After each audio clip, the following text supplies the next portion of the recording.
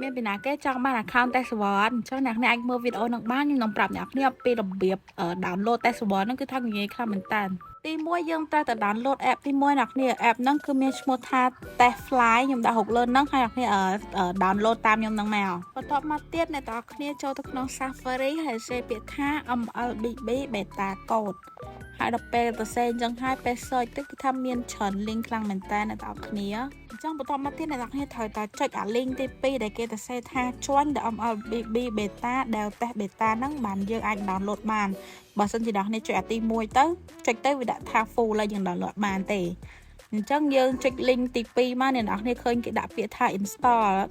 ចឹងអ្នកនេះចុចពី install ហ្នឹងមកគឺថាយើង download Mobile Legends Test Server ហ្នឹងបានហើយអញ្ចឹងបន្ទាប់ពីគេឲ្យយើងចាំពី3នាទីពេល download ហ្នឹងឥឡូវយើងទទួលបាន MLBB Test Server មួយអ្នកនេះយើងអាចដាក់ឈ្មោះដាក់អីបានស្រេចចិត្តយើងទៅ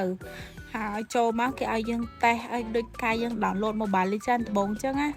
ហើយពេលបានចូលទៅក្នុង game ភ្លាមនេះគឺថាយើងមើលទៅដូចធម្មតាអត់មានអីផ្សេងដោយសារតែយើង download data អត់តាន់ពេញចឹងបើសិនជាយើង download data នៅក្នុង test server ហ្នឹងពេញហើយគឺថាយើងឃើញអីថ្មីជាង server original យើងហើយចឹងបើសិនជាអ្នកគ្នា down បានកុំភ្លេច comment ប្រាប់ខ្ញុំម្នាក់មួយផងអូអ្នកនរគ្នាខ្ញុំភ្លេចប្រាប់មួយទៀតtest server ហ្នឹងគឺគេបង្កើតបានដូចជាតែថ្ងៃពហុមួយថ្ងៃឯណាអ្នកគ្នាអញ្ចឹងបើសិនជាណាគេឃើញវីដេអូហ្នឹងក្រៅពីថ្ងៃពហុអាចព្យាយាមម្ដងទៀតនៅថ្ងៃពហុអាទិត្យក្រោយបានចឹងវីដេអូថ្ងៃហ្នឹងគឺមានតែប៉ុណ្្នឹងទេអ្នកទាំងគ្នាបើសិនជាអ្នកគ្នាមានតម្រូវការពេក Mobile Legends Free Fire ឬ game ផ្សេងអីអ្នកគ្នាអាចដាក់បាននៅ page របស់ Cryby Store ឬក៏មានកងពលាគេស្រាប់គាត់អាចដាក់ក្នុង website Cryby Store ខ្លួនឯងក៏បានដែរវីដេអូថ្ងៃហ្នឹងគឺមានតែប៉ុណ្្នឹងទេអរគុណបាយបាយ